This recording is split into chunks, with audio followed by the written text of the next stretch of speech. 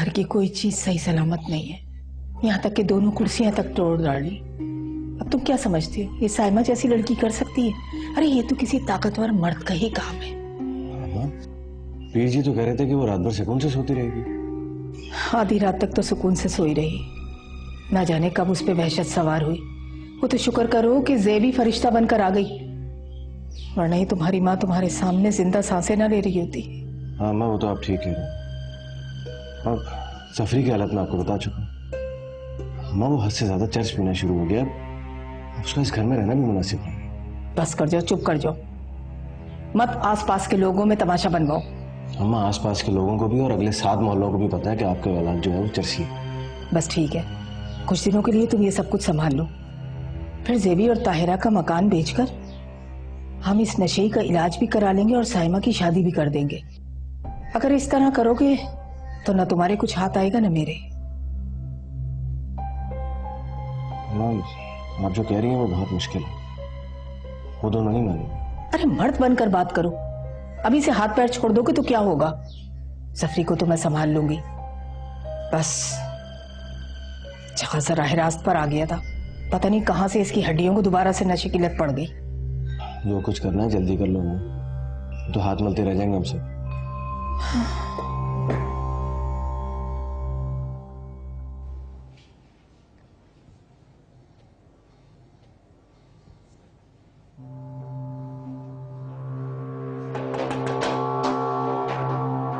आइए आपा। तुम्हारा क्या ख्याल था मेरे बेटे को घर से निकलवा कर तुम आराम और चैन से यहाँ रह सकोगी, या फिर ये कि हम सबको एक एक करके यहाँ से निकालोगी और इस घर की अकेली मालकिन बन जाओगी? अब ये तो आने वाले दिनों की बात है ना आपा, और आने वाले वक्त के बारे में तो कोई नहीं जानता, ना मैं ना आप। लेकिन हाँ, मैं इतना जरूर जानती हूँ कि जब मैं किसी का बुरा नहीं सोचती, किसका नुकसान नहीं करती, तो किसी और को भी कोई हक नहीं है कि वो मेरा नुकसान करे। तो मेरे बेटे ने कौन सा नुकसान पहुंचाया था तुम्हें? और ढिठाई और बेशर्मी देखो तुम्हारी, घर से भागकर आने के बावजूद इज्जत और शराफत की चादर ओढ़ना चाहती हो तुम। भूल है तुम्हारी बीबी? इज्जत की चादर तो उसी दिन मेरे सर पर आकर ठहर गई थी, जिस दिन पीर साहब ने अपना मुबारक हाथ मेरे सर पर रखा था।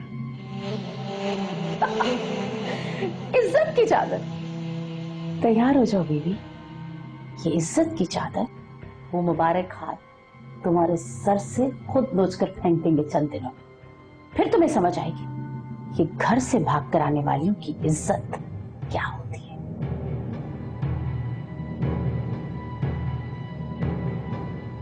अब अगर आप कहें तो पीर साहब से मैं आपके बेटे की सिफारिश कर दूं, वो मेरी बात कभी नहीं टालेंगे। इतना घुमंड तुम किस बात पर है?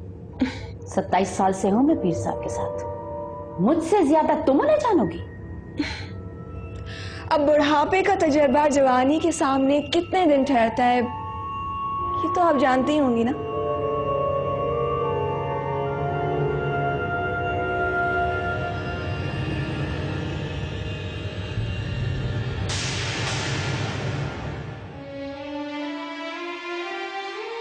तुम्हें क्या जरूरत थी नेकी करके कुएं में गिराने की?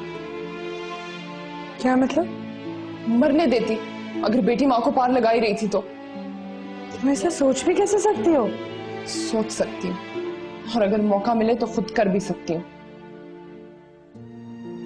जब कहत साली होती है तो बहुत से भेड़िए आग जलाकर बैठ जाते हैं। उनमें से जिस भेड़िए को नींद आती है, बाकी सब उसे मिनटों में चीर फाड़ कर खा जाते हैं। भाई भाई को खा जाता है। जिस घर में जाती फायदे हर रिश्ते से ऊपर नजर आने लगे, हाँ यही होता है। मौका मिलते एक दूसरे को चीर फाड़ खाओ। तुम इतनी खौफनाक बातें कब से सोचने लगी हो? पहले नहीं सोचती थी, पर अब दिल चाहता। खैर छोड़ो तो। अच्छा एक बात पूछूं? हाँ बोलो।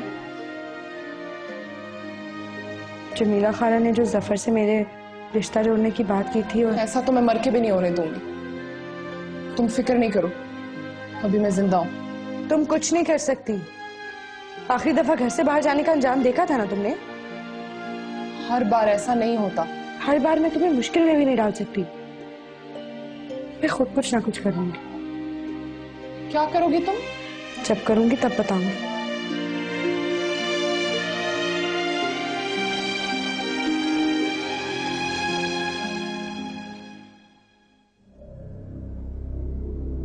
अस्सलाम वालेकुम बेगम साहबा। वालेकुम सलाम। कुछ पता चला? कुछ नहीं बेगम साहबा, मैंने करम साहब के तमाम दोस्तों को जिन्हें मैं जानता था उनके घरों के ऊपर पता किया, लेकिन वो कहीं पर भी नहीं गए। अहमक, उसके ऑफिस जाना था। गया था बेगम साहबा, वो वहां पर भी नहीं गए। कहाँ गया? कल रात से आज का आधा दिन भी गुजर गया। किधर भटक रहा होगा मेरा बच्चा? और कोई हुक्म बेगम साहबा? नहीं, जाओ तुम। सुनो, जी बेगम साहबा। इधर आओ। देखो, जहां जहां से उसका पता चल सकता है तुमने नंबर लेने और उसको कॉल करना, ठीक है? समझ गए ना? जो हुक्म बेगम साहबा। और पीर साहब को पता नहीं चलना चाहिए। बिल्कुल पता नहीं चलेगा बेगम साहबा। जाओ जरा जल्दी से जाओ।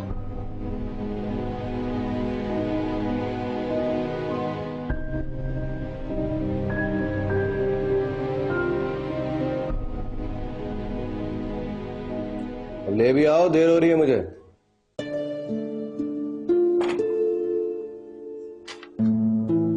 ये भी गए? अंदर कमरे में होगी। अभी तो कमरे से होके आ रहा हूँ, वहां तो नहीं। अम्मा के सर में तेल लगा रही थी, वहीं पे होगी। अम्मा तो पीर जी क्या गई है सामा को लेकर। अभी खाना खा के मैंने भी वही खाना। क्यों तुमने उसको भगा तो नहीं दिया? आसिफ, आप ऐसा समझते हैं मुझे और मेरी बहन को? हर वक्त तो गुस्से में रहती हो, नाराज भी।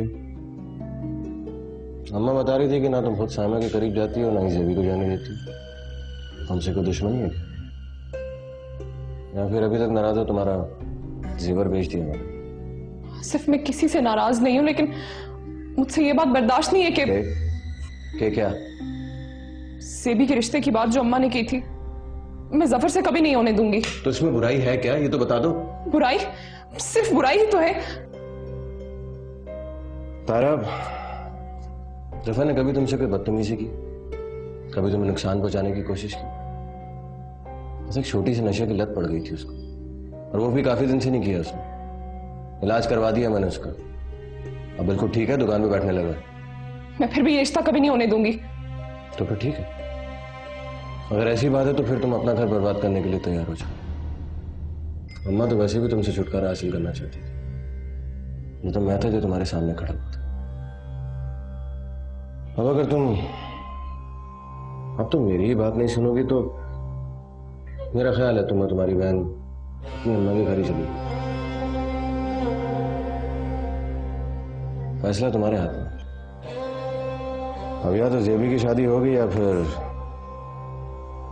तुम्हारी तलाक।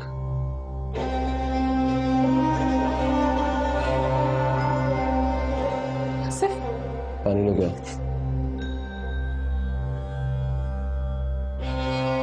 खड़ी मुंह क्या देख रही हो? जाओ पानी लाओ।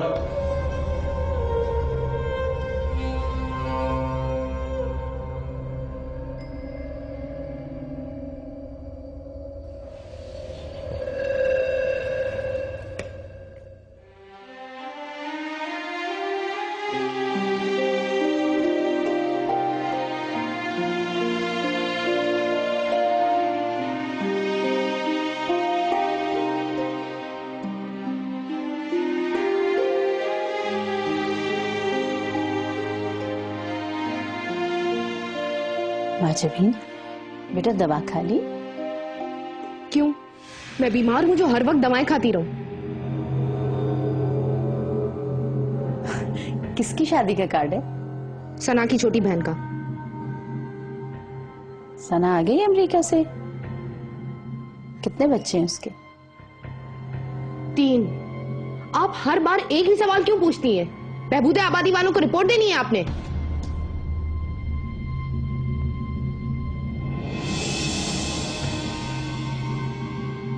उसके बाप को तो जरा गैरत नहीं आती। बेटी के सर में चांदी के तार चमक रहे हैं और वो हर दूसरे दिन अपनी सीट सजाकर